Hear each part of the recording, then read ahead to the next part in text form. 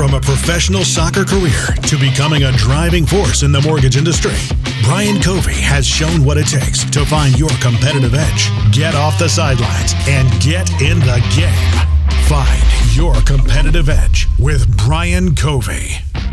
What's up, guys, and welcome back to another edition of Finding Your Competitive Edge. So today, I got one of my good friends, Nick Hutchison. We were actually just in Columbus about a month ago now, and he was hosting his first big event with the BookThinkers and all these people there. And I was honored enough to get to be one of the speakers, made some amazing connections. I am so proud of this guy because not only have we done videos together, I've seen his growth over the last several years of how he leans in on always learning, always challenging himself. I feel like to become someone that is better than he once was. I think for all of us, that is the journey. And so today, I'm going to invite you on a journey with us because not only has Nick taught me and others about not just picking up a book, right? Like think about the last time you picked up a book. Did you read it all? Well, stats say you probably didn't. Did you actually take any actions if you did read some of the chapters or all of them? Stats say we probably didn't there. And so today is going to be all around how do we reframe books and their purpose in our life and take the information and actually go apply it so we don't feel guilty. We don't just pick up another book and just set it down on the coffee table or by our nightstand and never use it again.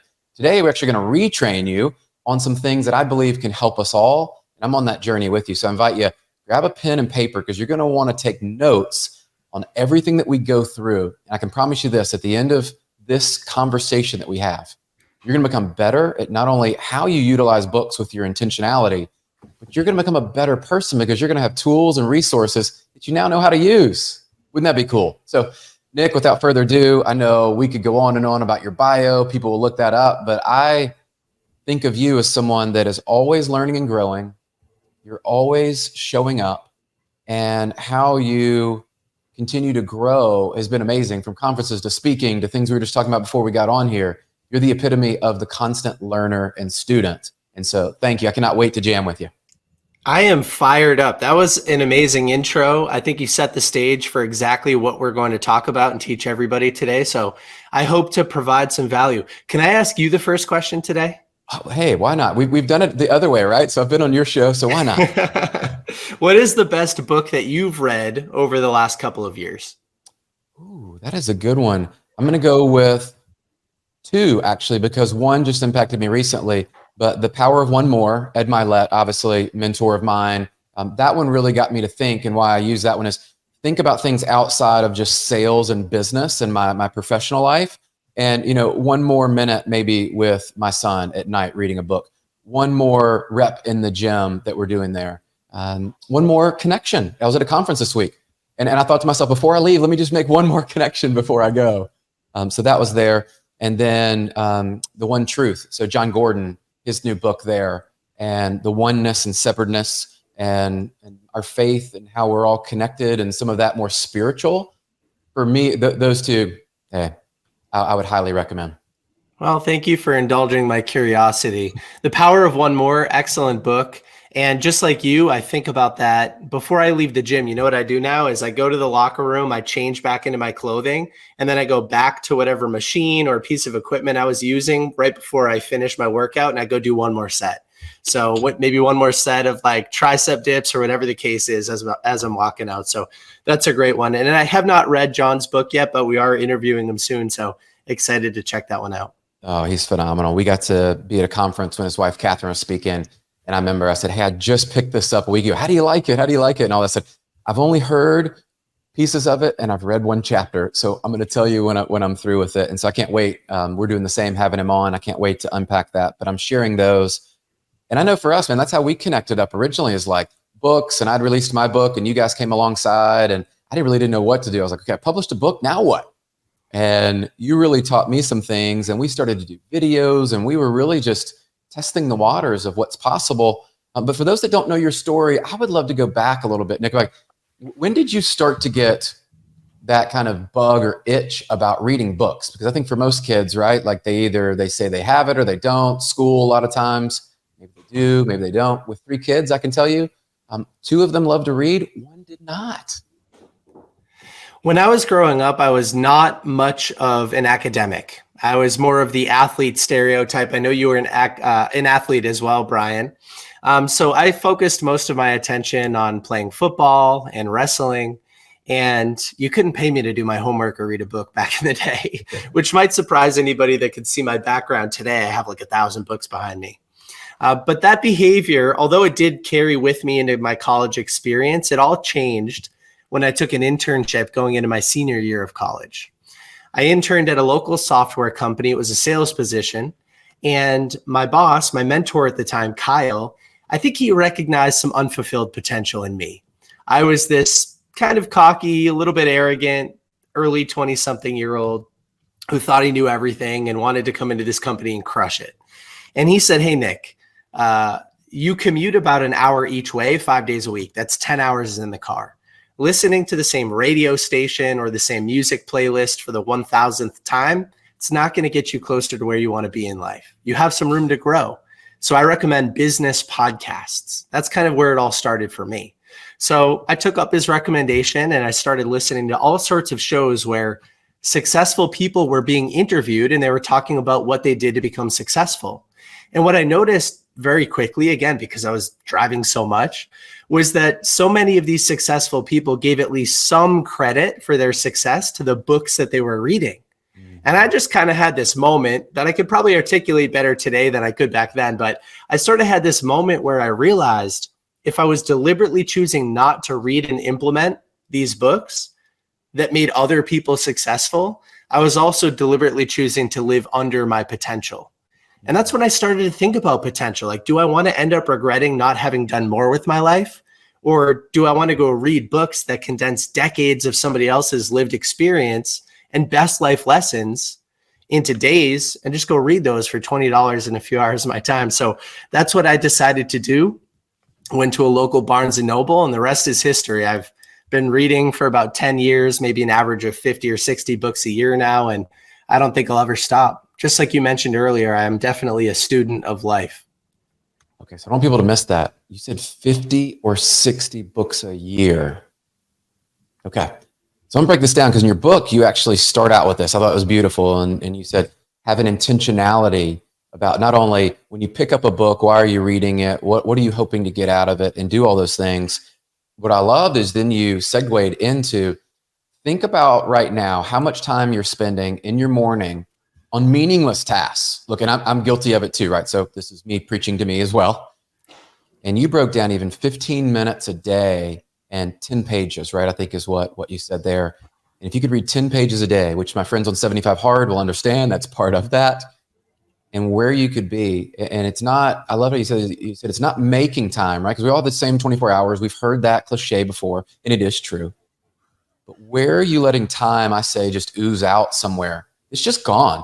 That you could cut something out, you could delegate something out, you could not scroll on social media, right? You could pre-plan the night before, have your workout clothes laid out and save 10 or 15 minutes of doing that. You could have your meal prepped for the next day. Like, you can save time places that you can then reinvest. So talk to me about that with intentionality, and then how that moves into, and somebody's listening going, hey, Nick, how do I create, I want to read more. How do I get into this game and do it right? Oh, great questions. And I receive feedback like this from people in my community all the time. They'll say, hey, I don't have time to read, or I'm not much of a reader. And so I like to start here. I love to ask the following question. It's a little bit of a goofy question, but I love to say, if I paid you $10,000 to read a book by the end of the month, do you think you could do it? And that same person who just told me they couldn't read, they're like, well, I could read 5, right? So they've fallen into my trap. It's not a question of whether or not we can read, but it's a question of whether or not we value the reading enough to prioritize it. Let's say that we do. Let's say that we do prioritize it. We value it. We're like, hey, I want to read. I want to read. Next question is, do you have a low impact activity like scrolling on social media or Netflix that's ultimately not going to serve you in the future that you could replace with reading? And if you say no, I would encourage you to pause this podcast, take out your phone, look at your screen time, and tell me that you couldn't replace 15 minutes of that 2 hours of Instagram with reading a good book, right? So I think in as little as 15 minutes, once or twice a day, you can read between 10 and 25 books a year. And here's the math. if you replace 15 minutes of your morning social media with reading a good book and 15 minutes of your Netflix habit in the evenings with reading a good book, that's 30 minutes a day. In 30 minutes a day, especially if you're just starting out, you'll probably read around 20 pages. If you could do that 5 days a week, 20 times 5, that's 100 pages a week. And most of these books are 200 pages on average these days. So that's a book every 2 weeks if you can read for 15 minutes twice a day. And I'm not a robot. Just like you, I scroll on social media and I watch my favorite shows, but I just try to replace a little bit of that activity with something a bit more constructive, like reading a personal development book. Hey guys, it's Brian here. I hope you are enjoying the show. By the way, if you're an entrepreneur or a solopreneur looking to grow your personal brand, make a bigger impact, maybe increase your leads and grow your revenue, let's help you get started today by connecting up with my friends over at the Brand Builders Group. You've heard me talk about them, but if you're new here, this is definitely the first step to get you started in turning your reputation into revenue. Head over to freebrandcall.com/Brian Covey. Again, to set up your free brand call, go to freebrandcall.com/Brian Covey to set up a free strategy call with one of the team at Brand Builders, and they will dive into your specific goals for how you want to grow your personal brand. I can't wait to hear how it goes. So I want to share personal experience, and this really hit me this week. I was at a conference out in Dallas, and the language that high performers have around the books that they are reading currently or have read, I would just invite everybody that's out there going, listen to what Nick just said about what you can do in the power of 15 minutes in the morning, 15 minutes later in the day, what happens in 2 weeks, what happens in a year, all that compounding. I want to give you another perspective that was really cool this week. So you're all like, okay, how does this relate to business? How does this relate to things that happen? This week alone at the conference, I can tell you in at least 5 conversations, books were referenced very specifically, and we were able to connect and have a conversation around something we both enjoyed. Everything from Think and Grow Rich, right? One of the older books, to some of the books that we're reading now. I was even bringing up your book, The Rise of the Reader, to people. And it gave me a conversation point to add value to someone's life. And so I share all that with you because you might be thinking, I'm just reading for me. No. Guys, you're reading to have information to add value in others people's lives so that you've got it. So I'd love your take on that, because as I was prepping for this week, I don't know if it's almost like the white car. They say the psychology, you say, look for a white car and you see them everywhere. I started seeing people talking about books and thinking about books everywhere, prepping for our call. Yeah, I love that. I like what you just mentioned too, which is that we're not just reading for ourselves. Reading personal development books is not a selfish act. I think that, to quote Ed Milet, things are caught, not taught in the household. So as a parent, if you are seen reading visibly, your children will replicate that behavior, which is great. But also you're reading to improve yourself, which then as a result improves all of the people around you and gives you a point of potential familiarity or reference while you're building rapport at conferences and stuff. So I think that's great too. Think and Grow Rich, you just mentioned that book. It has one of my favorite quotes of all time, which kind of can transition into the next part of this conversation about action, which is that action is the real measure of intelligence. Action.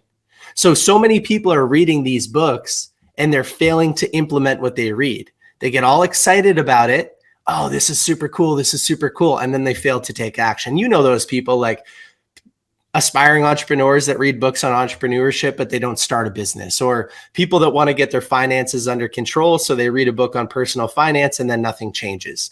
So my goal is to help those people solve that problem. Not only should we be reading for 15 minutes once or twice a day, but we should also take action on the books that we're reading. So you mentioned intention a couple of times. I'll give an intention-related example for one of the books that a lot of business owners are reading right now. So Alex Hormozi just put out his most recent book, $100 Million Leads. Amazing book. It's on lead generation for service-based businesses, pretty much. And everybody just jumps into the book and they just read it without intention, hoping that it's going to change their life. Instead, I like to say, let's build a SMART goal for the book.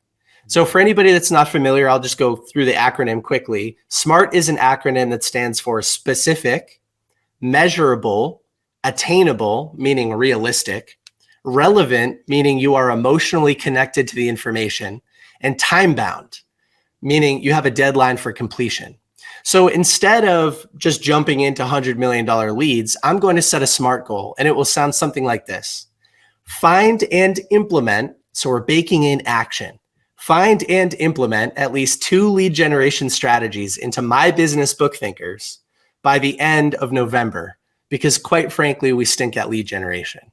Yeah. So that is specific. Specificity wins. It's measurable. I know whether or not the book served its purpose, right? Find and implement at least 2 things. It's attainable, which is going to help me take better action. I didn't say make $100 million, just find and implement 2 things. I'm emotionally connected to it. It's relevant to me and my business because we're not great at lead generation. And then it's time bound by the end of November.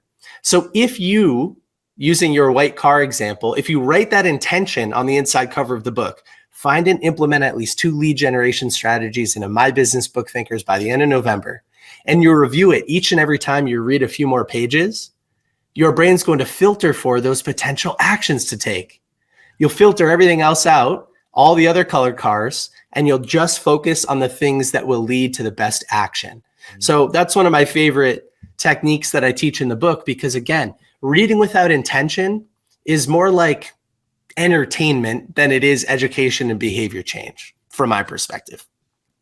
Well, I'm glad that you break this down, right? Because how many times have we all picked up a book, and I'm guilty of this, we just pick it up and we just aimlessly read it, we set it down, maybe we come back to it, maybe we are consistent for a few weeks, right? And then we do something.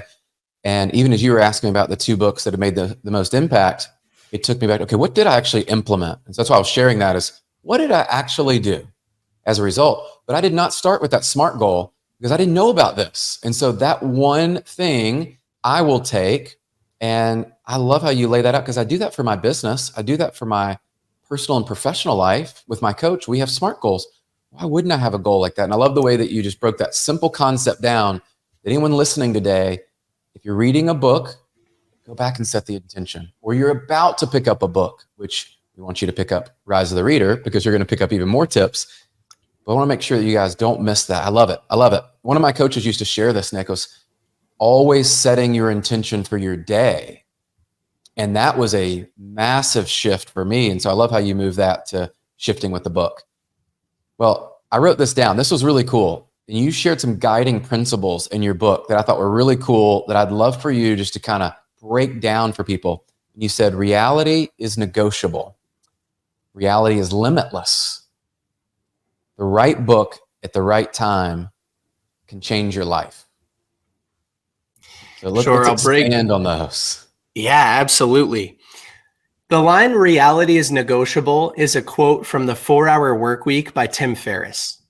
And I do quote it a little bit later in the book and give him credit. But when I was in my early 20s and I read the 4-Hour Workweek by Tim Ferriss, I was working a 9-to-5 job. I was location dependent, working from a cubicle, making okay money, but not really satisfied with my trajectory. I always felt this itch, this urge to be an entrepreneur. I was always kind of rebellious, like I mentioned in school. I didn't like to conform to society's expectations, to put it another way. And I think society is pretty persistent. It tries to force us into this box, right? Standard 9-to-5, go to work for a big company, the whole 9 yards, get into a bunch of debt, never have any creativity, just sort of survive, and then maybe live your life. And so I do think reality is negotiable. I think all of us are capable of designing lives that are uniquely fulfilling to us. Lifestyle design. Yes. You know what's great about the internet and all of the positions that exist today is you can have a remote job and you can use what you're learning in that remote position to skill transfer into your side hustle and build something that's uniquely fulfilling to you. And that's just something I wanted to state at the very beginning, because I want people to jump into my book, Rise of the Reader, with the expectation that anything is possible, that we can live lives that are fulfilling to us. And the limitless piece is the same thing, very similar thing. It's that if you have a fixed mindset and you go, oh, I'm not great at retaining information, well, you're limiting yourself. But if you open yourself up and you go, I can retain everything, you apply that limitless perspective and paradigm shift onto the book, you will implement more from it. And then the other one, the right book at the right time can change your life. I feel so passionately about this, not only because books have changed every area of my life, not just business, but also my health. I've read dozens of books on health and fitness and diet. My relationships. You mentioned Catherine Gordon a few minutes ago. She wrote a book on relationship grit and wonderful framework. And books like that can improve your relationships. I've read books on almost every subject on the planet at this point because I'm so passionate about improving every area of my life. And when I was first starting my business, which is now BookThinkers, it's a digital marketing agency. When I was first starting, there were a number of times that I wanted to give up, but I stayed connected to the purpose that the right book at the right time can change your life. Because people in my social media community, they would respond to a book recommendation I made a couple of months later and say, hey, I chose to read this and it changed everything for me. So I have hundreds or maybe even thousands of data points backing up the fact that the right book at the right time can change your life. And I'll kind of end my passionate rant by saying that, unfortunately, so many of us think that our problems are unique to us. It's a little bit of ego. But the reality is about 100 billion people have lived before us. Millions of them have documented their greatest life lessons in the forms of books, overcoming problems. And thousands of those books probably detail somebody overcoming the same problem that you're facing today. So instead of trying to deal with everything by ourselves, leverage the experience of people who have already overcome it. There are people that have dedicated their lives to improving every aspect of their health, every aspect of their wealth, personal finances, and business, every aspect of their mental headspace, happiness, relationships. And so we can shortcut the process. We don't have to figure it out ourselves. We can shortcut the process by reading what they already figured out. Yeah. And you're condensing decades into days. And it's just the greatest life hack ever. I genuinely believe, and I know at this point, that the right book at the right time can change your life. I love that. When I read that, I think about, the right person at the right time can change your life. In the reality, for a lot of us, we have access to all this information, right? On social and YouTube, you can look up so many things today to find the information, right? And one of my mentors would always say, we're drowning in information and starving for wisdom. And I don't know where the quote comes from, but it's one of those. I remember thinking, man, isn't that true today? Like, there's just so much information. And I think about today is a lot of the people that have written these great books, the majority of people do not have access to them. Like, you're not going to get into hear some of the best speakers unless you've paid and invested money. And while I believe you should do that, like that is a whole other topic. For many people, you might be going, look, Brian, all I can afford is that $20, $25 book right now. But it's what you do with that then to go earn the additional income to then go see these people and do those things. So I thought about that. Right book at the right time could allow you to design that lifestyle and that life that you talked about, whether it is your health and fitness or it's your relationships. And I loved one of your chapters, chapter 8. I made a little note here. Success buddies. Man, and I think about this because it kind of connected in where in my life, not only have books been an impact, but people. And I think about this week even, the people that were there, what they were able to do. And so talk to me a little about that chapter, because none of us should go at this alone. I've been in book clubs before, and I don't think that's what you're referencing directly with that. Although I have found that language of sharing, hey, this is the book I'm reading.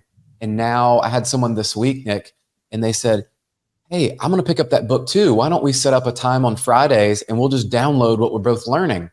Accountability, create a little bit of fun and entertainment to it. And I'm like, well, that would kind of be cool. So I don't know if that fits in exactly to what you had in mind, but as I was going through the chapter, I was like, how does this apply real time? Oh, yeah, absolutely.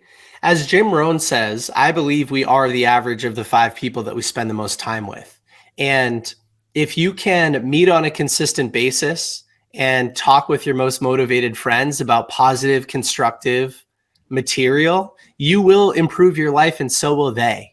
You can get additional perspective on the problems you're facing. So all of this started for me when I read The Compound Effect by Darren Hardy with one of my friends. We were reading it at similar times. And his name is Joseph Gizzi, and all credit to him because he was the person that said, hey, I think we should meet pretty regularly and chat about this book. And I said, okay, like let's start meeting. And so we figured out the format over time, but we just started meeting on, times changed, but let's say Friday mornings as well. So we'd meet every Friday morning for an hour and we would talk about what we had just read, what we were thinking about, how we wanted to apply it constructively to our lives. And that sense of accountability when you share your goal with somebody else, and then they ask you the following week, did you implement it? Did you do it? How was it? That was fantastic. I didn't have that. Nobody else around me at the time was really reading and implementing personal development books. I hadn't, successfully launched my business yet or anything like that. I was just working that standard 9 to 5. And again, that office environment didn't have a lot of people thinking this way. Yeah. So as I started to meet with Joseph, and eventually we added another one of our friends, Tony, there was so much energy. Like I looked forward to meeting with them so much on Fridays and just talking about, Tony would talk about running goals and Joseph would talk about starting his own business. And I would talk about starting my own business. And we were all reading books independently. Sometimes we would overlap a little bit, but we were all adding different references and situations and perspectives to the conversations. So very simply, I could say something like, hey, I just read a book on sleep and I implemented these blackout curtains. And now my Aura ring is showing 5% more deep sleep on average. How cool is that? Yeah. And then somebody else a couple of months later would say, hey, I'm suffering with my sleep. Tell me more about that Aura ring. And so we just started talking about everything. And it was so important for me. In fact, I still have 2 groups that operate today. And I rely on them so much. It's sort of like that idea of you wake up at 7 a.m. or 6 a.m. or 4 a.m. and you don't want to get out of bed. You don't want to go to the gym today, but somebody else is there waiting for you. Your accountability partner, your coach, your trainer. Well, you're far more likely to get out of bed if somebody else is there too. So I think by building an accountability group and referencing the books you're reading and the things you're working on, it just helps you create more action. And that's what it's all about. Dude, I love it. Well, I'm gonna read a little small excerpt out of this because I love this. And this will kind of take us forward as the most fulfillment is going to come from the road less traveled. Since we are all programmed to default to the other path, the easier path most people will follow, we need accountability. We need people in our corner, ready to remind us of what we can become. People who grab us as we start defaulting back to our comfort zones and show us where our true value lives. Find those people and encourage them to be strict with you. And I loved that because just what you shared there, having certain people in your life in certain seasons. And it's really, Nick, I think about it like if I was wanting to become healthier, right? Like I would get someone that knows more about health and nutrition and fitness than I do. And I would bring them into my life. And you said that Jim Rohn quote, and I always think about, and who I'm spending time with. And guys, this could be people I believe, and I'd love for you to expand on this, Nick, that we may not be directly connected to, but you think about the power of social today, and you can connect up, you can curate that feed that's there. And so I'd love for you to talk about that as people being intentional about where they spend their time, whether it's in books, but also, books people could be sharing online as well, and how that's played a role in your growth. Yeah, when we think about the 5 people that we spend the most time with, if our phone was a person, I'm sure most of us would have that phone in our top 5, right? Yeah. For me, it would probably be my wife as number 1, Rachel, and then number 2 would probably be my phone. I mean, I work in the social media space quite a bit. So curating my feed and making sure that it's positive, constructive, and constantly reinforcing the person I'm looking to become, rather than calling me to revert back to the person I was a few years ago, is important to me. In the back of my book, Rise of the Reader, I have healthy, wealthy, and happy habits. And in each one of those sections, I made a point to say, follow healthy people, follow wealthy people, and follow happy people. And consistently perform an audit. Remove people that don't reinforce the person that you're becoming. You can be friends with your crazy uncle in person, but you don't need to follow him on social media and constantly be pulled into that negativity or divisiveness or whatever it is. So I try to follow the world's healthiest people, the world's wealthiest people, the world's happiest people. I try to consume their content whenever I'm scrolling mindlessly on social media so that it's not damaging behavior. In fact, sometimes it's a productive behavior for me. Yeah. And you know what I'm realizing, Brian, about BookThinkers too, just side note, is that I'm trying to make social media a more positive place. I want to help amplify the voices of people that have something good to say, so that when people are on social media, it's not always a negative experience, that they can find something useful and implementable, actionable. So that's become a little bit, a little part of my mission. But yeah, absolutely. And just like you were saying, although some of these people that cost a lot of money to be in front of, right? Some of the mentors and people that you get to spend time with, you couldn't have spent time with 20 years ago. Financially, it just didn't make sense. Today it does. But you can always start with their books.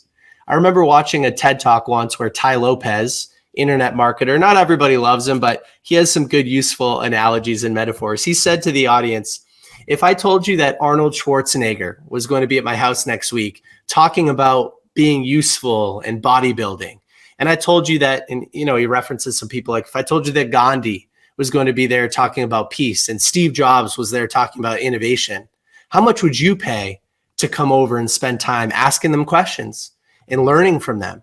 And people throw out all these crazy numbers. And he says, well, I have their books or books written about them. It's a lot less expensive than all the numbers being thrown around. And you don't even have to travel because these books are accessible to all of us. And so are the social media mentors that we were just talking about. They're accessible to all of us. We can just consume their content. So I think it's so cool. Mentorship individually is definitely beneficial because you develop a relationship with that person and their feedback is customized to your situation. But if you can't get that yet, follow them on socials, read their books. It's a great place to start. It's the entry point. I think about for all of us, that's where we all started. And at some point, then we realize investing in ourselves and actually putting money behind it is really the next level. And then we go again, and then we go, and it's one of those, once you realize the impact, I often say it's like once you realize on your health journey, because we can probably all relate to this one, is when you're working out, you don't see results in a week or a month many times there. But man, months after months and then years after years, you're like, okay, like I am going the right direction, and you're measuring that. And so I always think what we measure actually gets done. And so are you measuring your personal growth and development? I love how you broke down, just a reminder about the SMART goals. So when you get done with a book, you have intentionality, you have an outcome. And those outcomes, guys, think of it this way, is you're now stacking layers of value. And I believe in the marketplace, people will pay you based on the value and what problems you solve for them. So imagine having all these books and this information that you've actually implemented. Now that when you walk into a room, you're someone that's read 20, 30, 200 books, however many you've been able to acquire. Imagine how valuable you are into a room. So I bring that up because you talked about delayed gratification. And that was a really cool chapter because in my life, I know things have not always happened on the timeline that I set. We would all like it to be like this afternoon. 6-pack abs. I would love to read 20 books by this afternoon, right? Like, and acquire it. And I love Andy Frisella's piece that he'll talk about, is you've got to make sure that you're doing the work today and just stacking those days over and over and over. And most people don't understand that. But talk to me about delayed gratification for you, because I also believe like I can get done with this book, I can go implement something, but the result from starting to implement new actions doesn't mean like tomorrow I hit the jackpot. I've got to be patient with this. And he talks about aggressive patience is the term, of course, Andy uses. Yeah. And I love Andy's work. I think he's an excellent mentor for all of us. I've completed 75 Hard a couple of times, and I think I'll do it every single year, for the foreseeable future. Love that. I love a quote by James Clear, and I'll butcher it, but I'll paraphrase here. He says something like, every action you take today is a vote for the person you're becoming in the future. Yes. And it might not, like those votes won't really stack up and become noticeable at first, but they certainly will in hindsight. So you could also think about it like this: where you are today is a result of the actions and habits that you've been participating in for the last couple of years.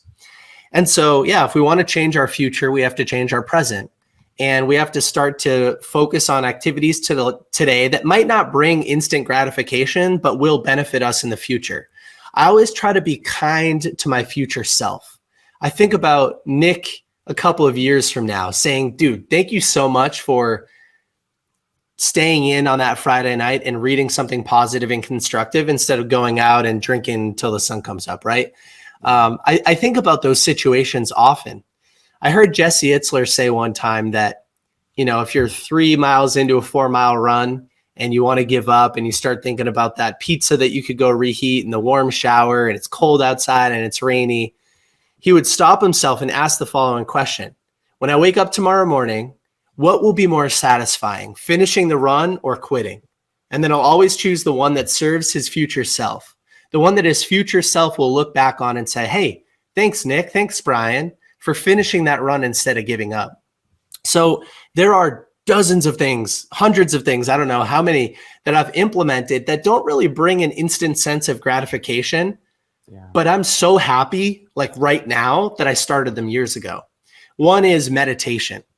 I started meditating 7 or 8 years ago because I read in Tools of Titans that High Performer by Tim Ferriss, that most high performers have some type of mindfulness or meditation practice. And I read about some of the science of meditation, but it was so hard to start. I mean, I really did not enjoy meditation for the first couple of years. But I said, hey, let's delay this gratification because a few years from now, based on all of the science and what I'm reading in this book, you'll thank me for it.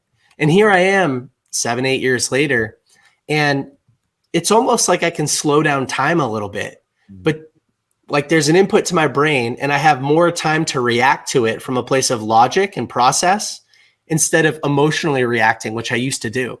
So I've already been able to see some of the benefits of meditation from delaying that instant gratification and focusing on my future self. So I can only imagine, reading these books is a great example of that as well. It's not always fun to sit down for 15 minutes twice a day and read a good book when you could instead be scrolling on social media, getting dopamine hit after dopamine hit. But what will your future self think? I mean, I can't even remember the main characters on Netflix shows I watched a year ago. So that didn't serve future Nick. But that book I read a year ago that I implemented, and it's still part of my habits or behavior change, like that served me, So I'll quit my rant there, but I'm so passionate about this subject. Dude, I love it. Let's get tactical. So you've read a lot of books. You've obviously cracked some codes. You've learned. I think the best way to learn is from people that are doing what you want to do. So for people listening out there, they're like, okay, Nick, I want to start. I'm going to go grab a book. I'm going to set my intention. I'm going to set my SMART goals. I'm going to do all this stuff. Are there any things that have worked well for you or things that people should avoid when they actually pick up the book and they start to read? Right off the bat, the first thing that comes to my mind is everybody's listening to this podcast, and there are so many benefits to listening to podcasts. Like you mentioned earlier, the right book at the right time can change your life. The right person at the right time can change your life. That's the same with podcasts. So continue listening to podcasts on your commutes, at the gym, while you're doing chores. But I will say this, start by picking up a physical paper book instead of listening to an audiobook. And the reason is, and I only learned this recently, is that 80% of the inputs to our brain are visual, 80%. So by default, if you're only listening to information and you're multitasking by driving or you're at the gym, you're at a disadvantage. But by picking up a physical paper book, that's where the magic starts to happen. You're far more likely to retain and implement something from a physical paper book than you are just an audio experience. If you can listen and read at the same time, that's a cool hack. So once you have your physical paper book and you set your intention for the book and you write it on the inside cover and you review it every time you read a few more pages, the next kind of tip that I'll share with everybody is I've learned over time not to multitask. Multitasking and task switching between two different activities, that's an inefficient way to go through an activity or process.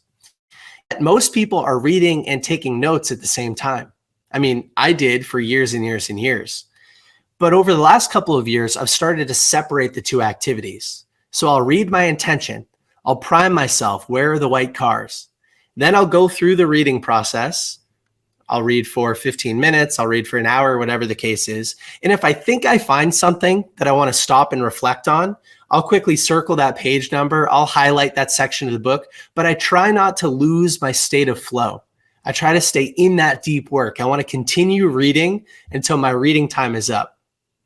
Then at the end of the experience, when I'm done reading the book, I'll go back through a second time, and I'll only reread the information that I highlighted, that I wanted to revisit, those potential actions I could take.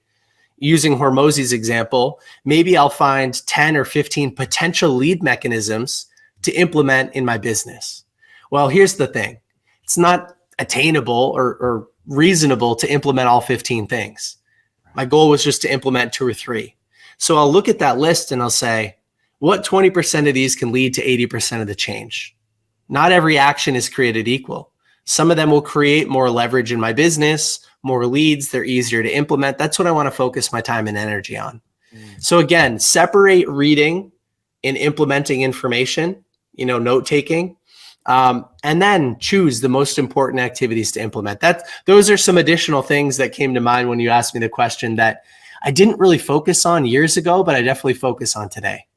I love that. And that you're still learning things that'll help you improve. And for many of us, I know I'm in the camp of like our relationship to just reading, and what you said of how we are going to need to rewire the multitasking and the switching back and forth and how inefficient it truly is. Yeah. And I love how you make that simple. Is there anything in the last few months that you've learned as you've written your book now, right? So that's a different vantage point. And now as you've written that and gone through all that work, now as you've started to read, do you approach the books any differently, or anything that you've learned and said, man, I wish I had known this? Oh yeah. There are things that I wish I included in my book that I've only learned recently. So that is something that I think I'm just going to have to deal with, since I can't update the book every month. Yeah. I'm constantly learning and improving. Yeah. It's, I'll tell you what too, writing a book was much harder than I thought it was going to be. Mm-hmm. I have so much more respect for the authors that I work with, because I know how hard it is not only to write the book, sort of put what's in your brain on paper, but also to promote and market the books. I mean, I have a book marketing company, but it's tough. It's not easy. You have to have everything working sort of at the same time and flawlessly, and so much more respect for them. But as far as what I've learned over the last couple of months myself as I'm reading books, I heard Matt Higgins say this recently. Sometimes you write the book and it becomes your accountability partner. Like, you write about best practices that maybe you're not always effectively implementing, but the book sort of reinforces that behavior for you and you start to take better action. So for the last couple of years, I've actually been slacking a little bit on storing my notes.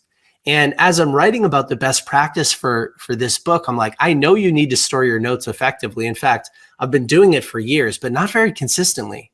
So as I started to be interviewed about the book and think about the book and reread my book and read the audio book, I'm like, I really need to start taking notes better and storing them efficiently again. So that's something that I only recently implemented again, that I had sort of forgotten to do and stopped doing. So yeah, not every author out there who writes a book is perfectly executing their own advice, but the book can become an accountability partner for the author. And it certainly has been for me. Yeah, I love that. And, think about this, we're not striving for perfection, we're striving for progress. And so hopefully you guys have heard that today, like even in Nick's own journey of like still learning, still wrote the book, like, man, I wish I could go back and do this and do that, and give yourself a little grace. I always say is you're not gonna be perfect with it, but if you do more than you did yesterday, I love that Jesse Itzler piece of you're voting for your future self, like Clear would say, and you have those decisions. Are you gonna be more proud tomorrow that you did this, or you took the easy route? And what I've found with the most successful people I've been around is they just made more choices. Not every time, but more of the choices towards what was hard, what was difficult, and what they probably just didn't feel like doing in the moment. And that's how they continue to level up and grow. So I want to wrap up with this, because I want to make sure people understand BookThinkers. You guys have helped me. We were talking before we got on here on all the services you offer. So I'd be remiss if I didn't give you a chance to plug what you guys are doing now. Because I think you're more than just an ad agency or marketing or any of that stuff. I think you guys are cutting edge and you're growing and adding services, even with the event this year. So break down what BookThinkers is, how people might be able to engage, or who it might be for. Thank you very much for the opportunity. BookThinkers started because books were changing my life, and I just wanted to post them on social media and connect with like-minded people. Eventually, authors started to reach out and ask if I could promote and market their books. And I thought, well, this is interesting. There's a paid opportunity to read. So then I started prospecting, reaching out to authors, trying to get involved in their businesses and understand their books. And over time, I've tried so many different things, some of them successful, most of them were not, as far as book marketing. Today, my agency has 10 people on our team. We work with about 200 authors a year, and we sort of have 3 core services. So we do short form video production, where we fly out and help an author turn their physical book into 50 to 100 pieces of short form video content for social media. We do all of the camera stuff, the lighting, the editing, the book mapping. It's a lot of fun. Brian's been through that process a couple of times. We do podcast booking, which has changed quite a bit over the last couple of years. So today we have a few different tiers. We can book an author on 4, 8, or 12 shows per month. And that's a pretty low ticket offer. We specialize on smaller to medium sized shows. We prioritize fit over size, so the author is always talking to their target market. And then service number 3, book reviews. We still have a community across all socials numbering about 200,000 readers. And so we get paid to promote and market books to our audience. Now, behind the scenes, we do some social media management, some podcast hosting, and a few other things, like the event that we just hosted in Columbus, where Brian was gracious enough to come and speak and teach our community. So that was a lot of fun, and we'll continue to host more events. And we have all sorts of other stuff going on.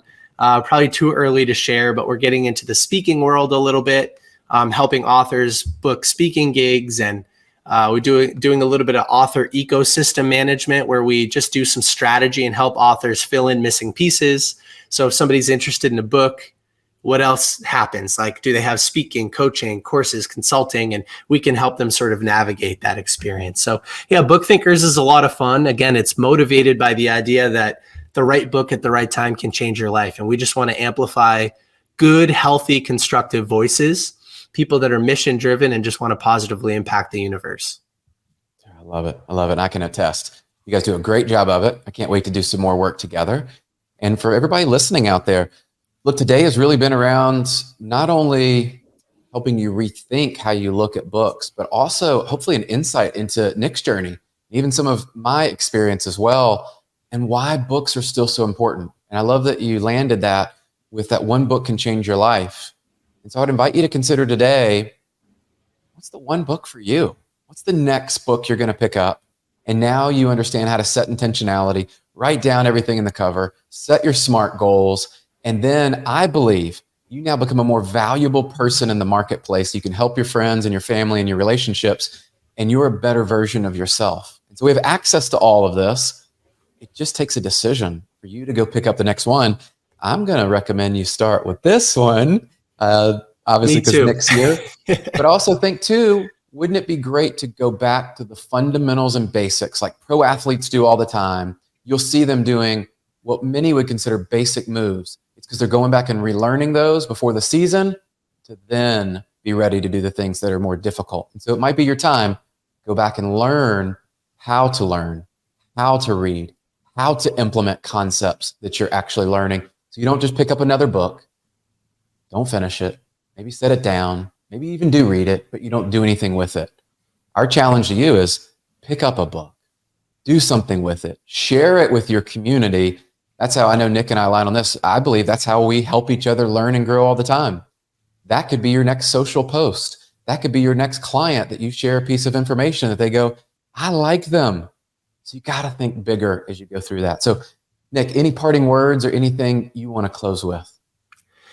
If anybody has listened to this conversation today and they're like, okay, I get it. I want to start reading and implementing books, but I don't know where to start.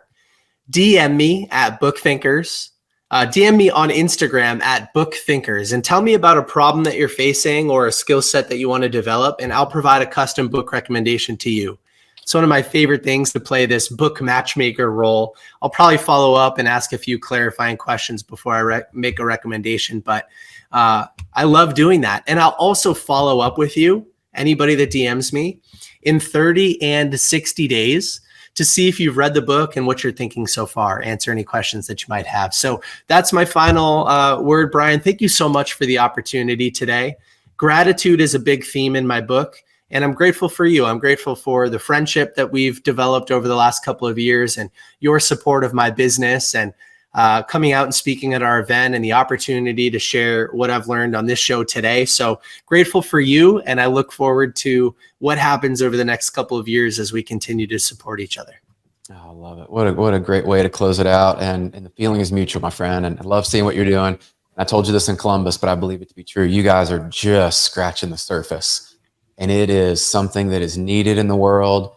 And that gratitude and positivity and that vibe out there, I think, can change the world. One person, one book at a time. So guys, we're inviting you on the journey.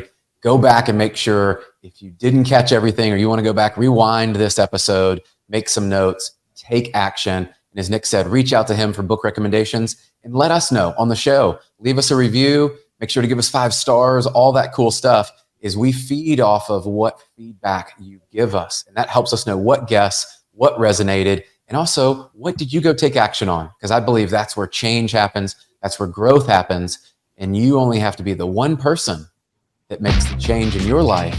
You get to inspire everybody around you to be that example. So we appreciate you guys tuning in to this episode. We will catch you on the next one.